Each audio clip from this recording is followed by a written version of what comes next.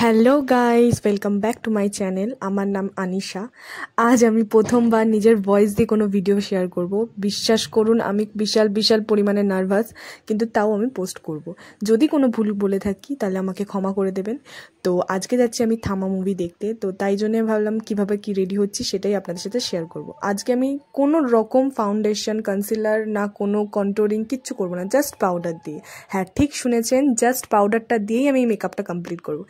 জানি ভয়ানক লাগছে, ভূতের মতন লাগছে, অনেক কিছু লাগছে, কিন্তু নো চিন্তা, আমি এটাকে এক্ষুনি ঠিক করে দেবো।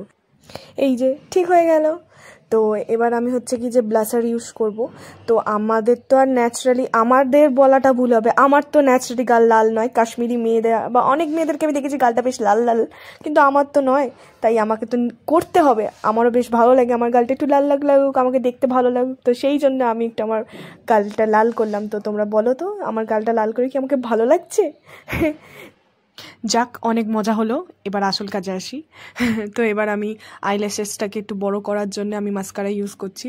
আমার একবার মাস্কারা ইউজ করলে কখনোই অতটা বড় বড় লাগে না, তাই আমি অনেক সময় দুবার ইউজ করি, অনেক সময় তো তিনবারও ইউজ করে ফেলি, যাতে একটু বড় বড় দেখতে লাগুক। তো আমি এখানে দুবার ইউজ করেছি, তো যাক একটু হলেও তো বোঝা যাচ্ছে, তাই না?